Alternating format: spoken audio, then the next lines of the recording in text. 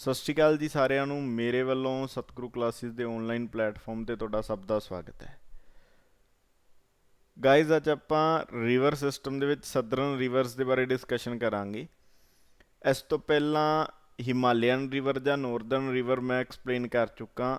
ਤੁਹਾਨੂੰ ਇਸ ਵੀਡੀਓ ਦੇ ਡਿਸਕ੍ਰਿਪਸ਼ਨ ਲਿੰਕ ਦੇ ਵਿੱਚ ਜਾ ਕੇ ਡਿਸਕ੍ਰਿਪਸ਼ਨ 'ਚ ਜਾ ਕੇ ਤੁਹਾਨੂੰ ਲਿੰਕ ਮਿਲ ਜਾਏਗਾ, ਤੁਸੀਂ ਉੱਥੋਂ ਇਸ ਨੂੰ ਸਟੱਡੀ ਕਰ ਸਕਦੇ ਹੋ। ਜੋ ਨਾਰਦਰਨ ਰਿਵਰਸ ਹੈ, जो सदਰਨ रिवर्स है एक 6 है जो स्क्रीन ਤੇ ਸ਼ੋ ਹੋ ਰਹੀਆਂ। ਅਗਰ ਸਾਡੇ ਵੱਲੋਂ ਪ੍ਰੋਵਾਈਡ ਕੀਤਾ ਜਾ ਰਿਹਾ ਡਾਟਾ ਤੁਹਾਨੂੰ ਅੱਛਾ ਲੱਗ ਰਿਹਾ ਹੋਵੇ ਤਾਂ ਇਸ ਨੂੰ ਸ਼ੇਅਰ ਜ਼ਰੂਰ ਕਰਨਾ। ਆਪਾਂ ਸਟਾਰਟ ਕਰਦੇ ਹਾਂ। ਤਾਂ ਫਸਟ ਆਫ ਆਲ ਇਸ ਨੂੰ ਡਾਇਗਰਾਮੈਟਿਕਲੀ ਸਮਝੋ।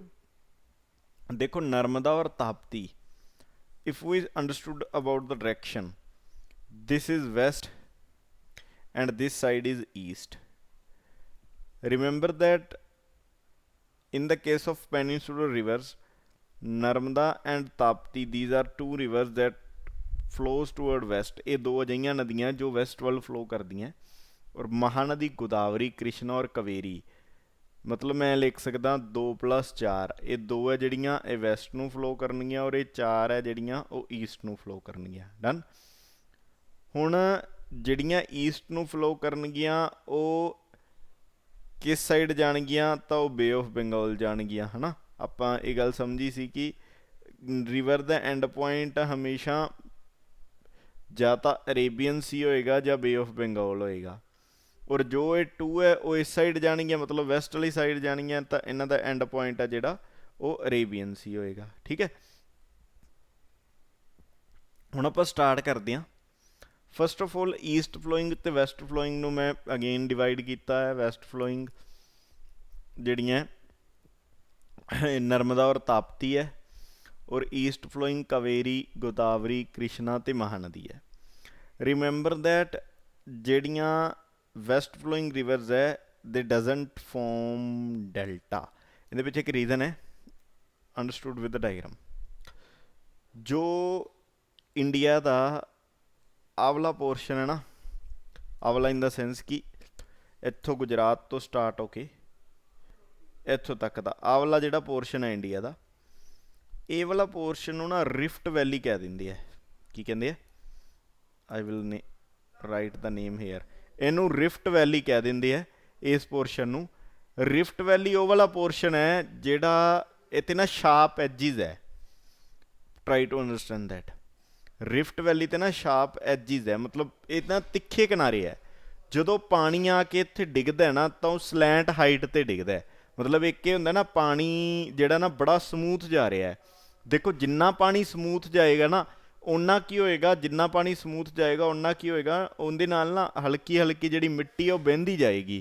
जिन्ना पानी तेज एकदम डिगेगा ना उहदे नाल की होएगा कि जिहड़ी मिट्टी है वो नहीं बहनी, ਉਹਦੇ ਨਾਲ ਕੋਈ ਡੈਲਟਾ ਨਹੀਂ ਫੋਮ ਹੋਣਾ, ਮਿੱਟੀ ਦੀ ਜਿਹੜੀ ਇਕੱਠੀ ਨਹੀਂ ਹੋਣੀ। ਆਪਾਂ ਨੂੰ ਪਤਾ ਨਾ ਡੈਲਟਾ ਕੀ ਹੁੰਦਾ ਸੀ, ਆਪਾਂ ਪੜ੍ਹਦੇ ਹੁੰਦੇ ਸੀ ਕਿ ਇੱਕ ਨਦੀ ਇੱਕ ਪਾਣੀ ਦਾ ਸੋਰਸ ਹੈ, ਉਹ ਆਪਦੇ ਨਾਲ ਲਿਆਂਦੀ ਹੋਈ ਮਿੱਟੀ ਪੱਥਰ ਕੰਕਰ ਵਿਛਾ ਦਿੰਦੀ ਹੈ। ਮਤਲਬ ਜਦੋਂ ਇੱਕ ਨਦੀ ਦੂਜੇ ਸੋਰਸ 'ਚ ਐਂਟਰ ਹੋ ਰਹੀ ਹੈ, ਫੋਰ ਐਗਜ਼ਾਮਪਲ ਇੱਕ ਨਦੀ ਖੁੱਲ੍ਹੇ ਮੈਦਾਨ 'ਚ ਜਾ ਰਹੀ ਹੋਵੇ ਜਾਂ ਇੱਕ ਨਦੀ ਸਮੁੰਦਰ 'ਚ ਅੱਗੋਂ ਜਾ ਰਹੀ ਹੋਵੇ।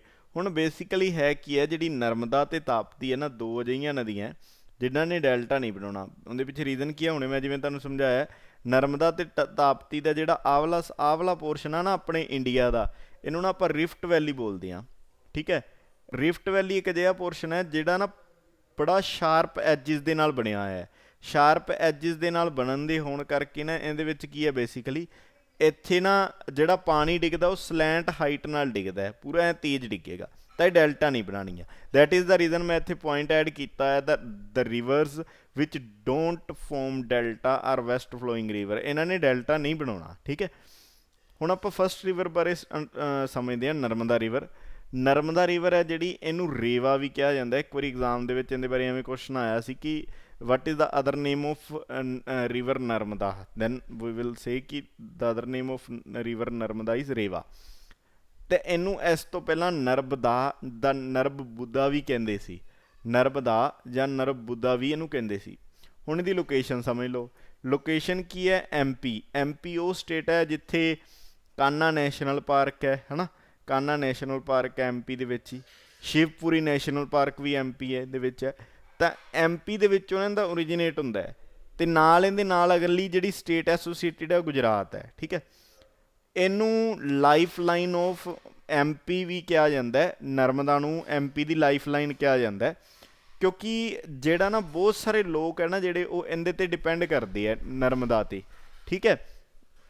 ਹੁਣ ਹੈ ਕੀ ਹੈ, ਨਰਮਦਾ ਦਾ ਬੇਸਿਕਲੀ ਜਿਹੜਾ ਰਾਈਜ਼ ਹੁੰਦਾ ਨਾ ਉਹ ਕਿੱਥੋਂ ਹੁੰਦਾ, ਨਰਮਦਾ ਬੇਸਿਕਲੀ ਰਾਈਜ਼ ਹੈ ਜਿਹੜਾ ਉਹ ਅਮਰਕੰਟਕ ਪਲੇਟਿਊ ਦੇ ਵਿੱਚ ਹੁੰਦਾ ਹੈ। ਕਈ ਵਾਰੀ ਐਗਜ਼ਾਮੀਨਰ ਇਹ ਵੀ ਕੁਐਸਚਨ ਪੁੱਛ ਲੈਂਦਾ ਹੁੰਦਾ ਵੀ ਇਹਦਾ ਰਾਈਜ਼ ਕਿੱਥੋਂ ਹੁੰਦਾ, ਤਾਂ ਤੁਸੀਂ ਆਨਸਰ ਦੋਗੇ ਸਰ ਵੀ ਇਹਦਾ ਰਾਈਜ਼ ਨਾ ਅਮਰਕੰਟਕ ਪਲੇਟਿਊ। ਹੁਣ ਇਹ ਸਮਝ ਲਓ ਵੀ ਵਟ ਇਜ਼ ਪਲੇਟਿਊ। ਦੇਖੋ ਅਗਰ ਮੈਂ ਗੱਲ ਕਰਾਂ, ਦਿਸ ਇਜ਼ ਗਰਾਊਂਡ, ਆ ਗਰਾਊਂਡ ਹੈ। ਅਗਰ ਗਰਾਊਂਡ ਤੇ ਇੱਕਦਮ ਉੱਪਰ ਹਾਈਟ ਚਲੀ ਜੇ, ਜਾਂ ਨੋਰਮਲੀ ਆਪਾਂ ਗੱਲ ਕਰੀਏ ਹਾਈਟ ਜਾਵੇ, ਆ ਜਿਹੜੀਆਂ ਪੀਕ ਹੈ ਨਾ ਉੱਪਰ ਚੋਟੀ ਨਿਕਲੀ ਹੋਈ ਹੈ, ਤਾਂ ਇਹਨੂੰ ਨਾ ਆਪਾਂ ਮਾਊਂਟ ਬੋਲਦੇ ਹਾਂ ਪੀਕ ਨੂੰ, ਠੀਕ ਹੈ। ਇਹਨੂੰ ਬੋਲਦੇ ਹਾਂ ਮਾਊਂਟ। ਅਗਰ ਆ ਇਸ ਗਰਾਊਂਡ ਤੋਂ ਹਾਈਟ ਤਾਂ ਹੋਵੇ, ਲੇਕਿਨ ਨਾ ਉੱਪਰ ਹਾਈਟ ਦੀ ਜਗ੍ਹਾ ਨਾ ਉੱਪਰੋਂ ਪਲੇਨ ਹੋਵੇ। ਅਗਰ ਤਾਂ ਉੱਪਰ ਪੀਕ ਹੈ, ਦੇਖੋ ਆ ਪੀਕ ਸੀ ਤੇ ਮੈਨੂੰ ਮਾਊਂਟ ਬੋਲਿਆ। ਅਗਰ ਉੱਪਰੋਂ ਪਲੇਨ ਹੈ, ਹਾਈਟ ਹੈ ਪਰ ਉੱਤੋਂ ਪਲੇਨ ਹੈ, ਤਾਂ ਇਹਨੂੰ ਆਪਾਂ ਬੋਲਾਂਗੇ ਪਲੇਟਿਊ। ਆਈ ਹੋਪ ਕਿ ਤੁਹਾਨੂੰ ਡਿਫਰੈਂਸ ਸਮਝ ਆ ਗਿਆ ਹੋਊਗਾ। ਇਹਨੂੰ ਆਪਾਂ ਕੀ ਬੋਲਾਂਗੇ, ਤਾਂ ਸਰ ਇਹਨੂੰ ਆਪਾਂ ਨਾ ਪਲੇਟਿਊ ਬੋਲਾਂਗੇ, ਠੀਕ ਹੈ। ਹੁਣ ਇਹਦੇ ਵਿੱਚ ਕੇਸ ਕੀ ਹੈ, ਤਾਂ ਮੈਂ ਲਿਖਿਆ ਹੋਇਆ ਇੱਥੇ ਨਰਮਦਾ ਰਾਈਜ਼ਿਜ਼ ਫਰੋਮ ਅਮਰਕੰਟਕ ਪਲੇਟਿਊ। ਪਲੇਟਿਊ ਦਾ ਮਤਲਬ ਤੁਹਾਨੂੰ ਸਮਝ ਆ ਗਿਆ, ਠੀਕ ਹੈ। ਡਿਸਟ੍ਰਿਕਟ ਦਾ ਨਾਮ ਹੈ ਅਨੂਪੁਰ ਡਿਸਟ੍ਰਿਕਟ, ਐਮਪੀ ਦਾ ਡਿਸਟ੍ਰਿਕਟ ਹੈ ਅਨੂਪੁਰ, ਠੀਕ ਹੈ। ਇਹ ਸਾਊਥ ਇੰਡੀਆ ਤੇ ਨੌਰਥ ਇੰਡੀਆ ਦੇ ਵਿੱਚ ਨਾ ਇੱਕ ਟਰਡੀਸ਼ਨਲ ਬਾਉਂਡਰੀ ਵੀ ਕ੍ਰੀਏਟ ਕਰਦੀ ਹੈ, ਠੀਕ ਹੈ। ਉਸ ਤੋਂ ਬਾਅਦ ਕੀ ਹੈ, ਇਹ ਫਲੋ ਕਰਦੀ ਹੈ ਟੂਵਰਡ ਵੈਸਟ। ਲੈਂਥ ਹੈਗੀ ਇਹਦੀ 13-12, ਤੁਸੀਂ 12-13-13-12 ਇਹਨੂੰ ਐ ਇੱਕ ਦੋ ਵਾਰੀ ਬੋਲੋਗੇ ਨਾ ਤਾਂ ਹੋ ਜਾਏਗਾ, ਯਾਦ ਹੋ ਜਾਏਗਾ। ਉਸ ਤੋਂ ਬਾਅਦ ਗਲਫ ਆਫ ਖੰਬਾਤ ਦੇ ਥਰੂ, ਮਤਲਬ ਖੰਬਾਤ ਦੀ ਖਾੜੀ ਦੇ ਥਰੂ ਹੁੰਦੀ ਹੋਈ ਇਹ ਅਰੇਬੀਅਨ ਸੀ ਦੇ ਵਿੱਚ ਇਹਦਾ ਐਂਡ ਪੁਆਇੰਟ ਹੋ ਜਾਂਦਾ, ਮਤਲਬ ਇਹ ਐਂਡ ਹੋ ਜਾਂਦੀ ਹੈ ਅਰੇਬੀਅਨ ਸੀ ਦੇ ਵਿੱਚ। ਹੁਣ ਇੱਥੇ ਕੁਐਸਚਨ ਇਹ ਰਾਈਜ਼ ਹੁੰਦਾ ਕਿ ਕੀ ਇਸ ਤੋਂ ਇਲਾਵਾ ਵੀ ਕੋਈ ਇੰਪੋਰਟੈਂਟ ਪੁਆਇੰਟ ਹੈਗਾ ਨਰਮਦਾ ਦਾ, ਤਾਂ ਇੱਕ ਪੁਆਇੰਟ ਹੈ ਜੋ ਬਹੁਤ ਇੰਪੋਰਟੈਂਟ ਹੈ।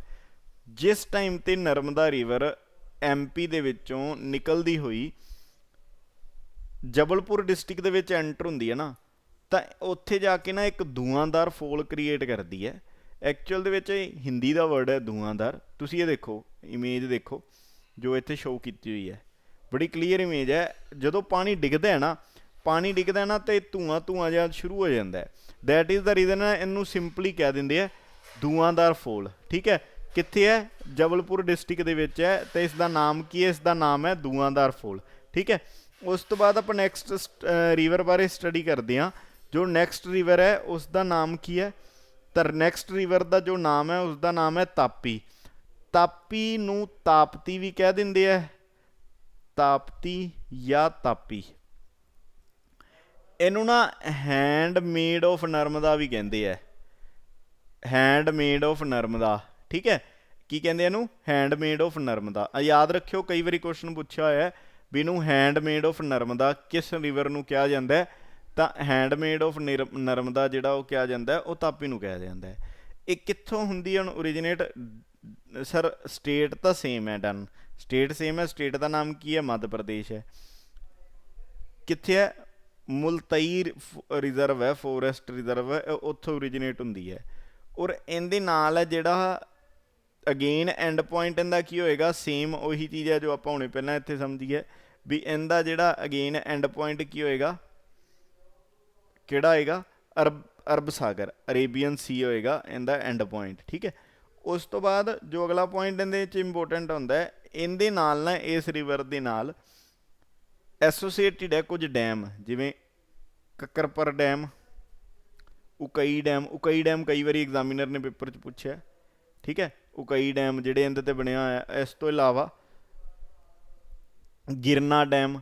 ਤਾਂ ਇਹ ਮੇਜਰ ਪ੍ਰੋਜੈਕਟਸ ਹੈ ਜਿਹੜੇ ਇਸ ਰਿਵਰ 'ਤੇ ਬਣੇ ਹੋਏ ਆ। ਤੁਸੀਂ ਇਹ ਤਿੰਨ ਦੇ ਨਾਮ ਰੱਖਣੇ ਆ, ਯਾਦ ਰੱਖਣੇ ਆ, ਕੱਕਰਪਰ, ਉਕਈ ਅਤੇ ਗਿਰਨਾ ਡੈਮ, ਠੀਕ ਹੈ ਜੀ। ਇਹ ਦੋ ਰਿਵਰ ਸੀ, ਦੋ ਅਜਿਹੀਆਂ ਰਿਵਰ ਸੀ ਜਿਹੜੀਆਂ ਕਿਸ ਸਾਈਡ ਫਲੋ ਹੋ ਰਹੀਆਂ ਸੀ, ਇੰਡੀਆ ਦੇ ਸਾਊਥ 'ਤੇ ਮੈਂ ਦੇਖਾਂ ਤਾਂ ਇਹ ਦੋਨੋਂ ਰਿਵਰ ਵੈਸਟ ਸਾਈਡ ਫਲੋ ਹੋ ਰਹੀਆਂ। ਹੁਣ ਆਪਾਂ ਅੱਗੋਂ ਡਿਸਕਸ਼ਨ ਕਰਦੇ ਹਾਂ ਈਸਟ ਵਾਲੀਆਂ ਰਿਵਰ ਦੀਆਂ। ਤਾਂ ਅੱਗੋਂ ਅਗੇਨ ਫਿਰ ਡਾਇਗਰਾਮ ਤੋਂ ਅੰਡਰਸਟੂਡ ਕਰ ਲਓ ਇਸ ਚੀਜ਼ ਨੂੰ।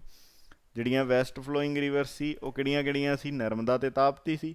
ਈਸਟ ਫਲੋਇੰਗ ਕਿਹੜੀ ਹੈ, ਮਹਾਨਦੀ, ਗੋਦਾਵਰੀ, ਕ੍ਰਿਸ਼ਨਾ, ਕਾਵੇਰੀ। ਠੀਕ ਹੈ, ਕ੍ਰਿਸ਼ਨਾ, ਕਾਵੇਰੀ। ਓਕੇ, ਦੈਨ ਆਪਾਂ 1 ਬਾਏ 1 ਇਹਨਾਂ ਦੀ ਸਟੱਡੀ ਕਰਦੇ ਹਾਂ। ਦੇਖੋ east flowing river, first of all Kaveri. Kaveri is the one of the large river in India ਵਿਚ is originated from Tala Kaveri in the western Ghat of Karnataka. ਮਤਲਬ ਇਹਦਾ ਜਿਹੜਾ ਓਰੀਜਨ ਪੁਆਇੰਟ ਹੈ ਉਹ ਕਿੱਥੇ ਹੈ, ਕੇ ਤੋਂ ਕਾਵੇਰੀ, ਤੇ ਤੁਸੀਂ ਕੇ ਤੋਂ ਸਟੇਟ ਯਾਦ ਰੱਖ ਲਓ, ਕਰਨਾਟਕਾ। ਠੀਕ ਹੈ, ਉਸ ਤੋਂ ਬਾਅਦ flows through the state of Karnataka, then Tamil Nadu, finally ਕਿੱਥੇ ਮਰਜ ਹੋ ਜਾਏਗੀ, ਬੇ ਆਫ ਬੰਗਾਲ 'ਚ। ਔਰ ਇਹਦੀ ਲੈਂਥ ਕਿੰਨੀ ਹੈ, 765 ਕਿਲੋਮੀਟਰ ਹੈ। ਕਿੱਥੋਂ ਸ਼ੁਰੂ ਹੋਏਗੀ ਰਿਵਰ, ਕਰਨਾਟਕਾ ਤੋਂ ਸ਼ੁਰੂ ਹੋ ਕੇ, ਕਰਨਾਟਕਾ ਤੋਂ ਸਰ ਸ਼ੁਰੂ ਹੋ ਕੇ ਕਿੱਧਰ ਜਾਏਗੀ, ਤਾਮਿਲਨਾਡੂ 'ਚ ਜਾਏਗੀ। ਔਰ ਇਹਦਾ ਐਂਡ ਪੁਆਇੰਟ ਕੀ ਹੋਏਗਾ, ਬੇ ਆਫ ਬੰਗਾਲ ਹੋਏਗਾ। ਤੁਸੀਂ ਕੇ ਤੋਂ ਕਾਵੇਰੀ ਔਰ ਕੇ ਤੋਂ ਕਰਨਾਟਕਾ ਇਹਨੂੰ ਐਵੇਂ ਵੀ ਯਾਦ ਰੱਖ ਸਕਦੇ ਹੋ। ਠੀਕ ਹੈ ਜੀ। ਉਸ ਤੋਂ ਬਾਅਦ ਆਪਾਂ ਨੈਕਸਟ ਰਿਵਰ 'ਤੇ ਮੂਵ ਕਰਦੇ ਹਾਂ। ਨੈਕਸਟ ਹੈ ਗੋਦਾਵਰੀ। ਗੋਦਾਵਰੀ ਸਦਰਨ ਇੰਡੀਆ ਦੀ ਸਭ ਤੋਂ ਲੰਬੀ ਰਿਵਰ ਹੈ ਔਰ ਗੰਗਾ ਤੋਂ ਬਾਅਦ ਇਹ ਸਭ ਤੋਂ ਵੱਡੀ ਹੈ। ਮਤਲਬ ਪਹਿਲੇ ਨੰਬਰ 'ਤੇ ਗੰਗਾ ਹੈ 25 ਕਿਲੋਮੀਟਰ, ਔਰ ਉਸ ਤੋਂ ਬਾਅਦ ਗੋਦਾਵਰੀ ਹੈ। ਕਿੱਥੋਂ ਓਰੀਜੀਨੇਟ ਹੋਏਗੀ, ਮਹਾਰਾਸ਼ਟਰਾ ਤੋਂ। ਕਿੰਦੇ 'ਚ ਜਾਏਗੀ, ਉਸ ਤੋਂ ਬਾਅਦ ਜਾਏਗੀ ਆਂਧਰਾ ਪ੍ਰਦੇਸ਼ 'ਚ। ਔਰ ਐਂਡ ਪੁਆਇੰਟ ਇਹਦਾ ਕੀ ਆਏਗਾ, ਅਗੇਨ ਬੇ ਆਫ ਬੰਗਾਲ ਹੋ ਜਾਏਗਾ। ਔਰ ਇਹਦੀ ਜਿਹੜੀ ਲੈਂਥ ਹੈ 1465 ਕਿਲੋਮੀਟਰ ਹੈ। ਗੋਦਾਵਰੀ ਕਿੱਥੋਂ ਸ਼ੁਰੂ ਹੁੰਦੀ ਹੈ, ਮਹਾਰਾਸ਼ਟਰਾ ਤੋਂ, ਮਹਾਰਾਸ਼ਟਰਾ। ਉਸ ਤੋਂ ਬਾਅਦ ਕਿੱਥੇ ਜਾਏਗੀ, ਤਾਂ ਕਿੱਧਰ ਜਾਏਗੀ, ਆਂਧਰਾ ਪ੍ਰਦੇਸ਼ 'ਚ ਜਾਏਗੀ। ਔਰ ਐਂਡ ਪੁਆਇੰਟ ਕੀ ਆ ਜਾਏਗਾ, ਬੇ ਆਫ ਬੰਗਾਲ ਆ ਜਾਏਗਾ, ਬੇ ਆਫ ਬੰਗਾਲ। ਡਨ। ਉਸ ਤੋਂ ਬਾਅਦ ਆਪਾਂ ਅਗਲੀ ਰਿਵਰ ਮੂਵ ਕਰਦੇ ਹਾਂ। ਦੇਖੋ ਕ੍ਰਿਸ਼ਨਾ ਰਿਵਰ, ਨੈਕਸਟ ਰਿਵਰ ਹੈ ਕ੍ਰਿਸ਼ਨਾ ਰਿਵਰ। ਇਹ ਤੀਸਰੀ ਸਭ ਤੋਂ ਵੱਡੀ ਨਦੀ ਹੈ ਗੰਗਾ ਅਤੇ ਗੋਦਾਵਰੀ ਤੋਂ ਬਾਅਦ।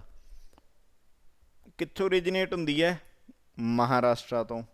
ਕਿੰਦੇ ਜਾਂਦੀ ਹੈ, ਆਂਧਰਾ ਪ੍ਰਦੇਸ਼ 'ਚ। ਐਂਡ ਪੁਆਇੰਟ ਕੀ ਹੈ, ਬੇ ਆਫ ਬੰਗਾਲ। ਠੀਕ ਹੈ, ਐਕਚੁਅਲ 'ਚ ਨਾ ਇਹ ਮਹਾਰਾਸ਼ਟਰਾ ਅਤੇ ਕਰਨਾਟਕਾ ਦਾ ਇੱਕ ਕਾਮਨ ਜਿਹਾ ਹਿੱਸਾ ਹੈ ਜਿੱਥੋਂ ਇਹ ਓਰੀਜੀਨੇਟ ਹੁੰਦੀ ਹੈ। ਉਸ ਤੋਂ ਬਾਅਦ ਲਾਸਟ ਮਹਾਨਦੀ। ਮਹਾਨਦੀ ਛੱਤੀਸਗੜ੍ਹ ਅਤੇ ਉੜੀਸਾ ਦੇ ਵਿੱਚ ਇੱਕ ਮੇਜਰ ਰਿਵਰ ਹੈ। ਓਰੀਜਨ ਇਹਦਾ ਛੱਤੀਸਗੜ੍ਹ ਦੇ ਵਿੱਚ ਹੁੰਦਾ। ਓਰੀਜਨ ਕਿੱਥੇ ਹੁੰਦਾ, ਛੱਤੀਸਗੜ੍ਹ 'ਚ। ਛੱਤੀਸਗੜ੍ਹ ਤੋਂ ਬਾਅਦ ਇਹ ਜਾਂਦੀ ਹੈ ਉੜੀਸਾ 'ਚ। ਔਰ ਉੜੀਸਾ ਦੇ ਵਿੱਚ ਇਹਦਾ ਇੱਕ ਡੈਮ ਬਣਿਆ ਹੈ ਜਿਸ ਦਾ ਨਾਮ ਹੈ ਹੀਰਾਕੁੰਡ ਡੈਮ। ਮੋਸਟ ਇੰਪੋਰਟੈਂਟ ਹੈ ਜੀ, ਬਹੁਤ ਵਾਰ ਪੁੱਛਿਆ ਜਾਂਦਾ ਹੁੰਦਾ ਹੈ ਵੀ ਹੀਰਾਕੁੰਡ ਡੈਮ ਕਿਹੜੀ ਰਿਵਰ 'ਤੇ ਹੈ, ਤਾਂ ਤੁਸੀਂ ਸਰ ਆਨਸਰ ਦਓਗੇ ਕਿ ਹੀਰਾਕੁੰਡ ਡੈਮ ਹੈ ਜਿਹੜਾ ਉਹ ਮਹਾਨਦੀ 'ਤੇ ਹੈ। ਯਾਦ ਰੱਖ ਲਿਓ, ਮਹਾਹੀਰਾ, ਐਵੇਂ ਕਰਕੇ ਇਹਨੂੰ ਯਾਦ ਕਰ ਲਿਓ। ਠੀਕ ਹੈ, ਇਹ ਰਿਵਰ ਸੀ ਆਪਣੀਆਂ ਕੰਪਲੀਟ ਹੁੰਦੀਆਂ। ਥੈਂਕ ਯੂ ਸੋ ਮਚ ਇਸ ਵੀਡੀਓ ਨੂੰ ਦੇਖਣ ਦੇ ਲਈ। ਔਰ ਅਗਰ ਵੀਡੀਓ ਅੱਛੀ ਲੱਗੀ ਹੋਵੇ ਤਾਂ ਇਸ ਨੂੰ ਸ਼ੇਅਰ ਜ਼ਰੂਰ ਕਰਨਾ।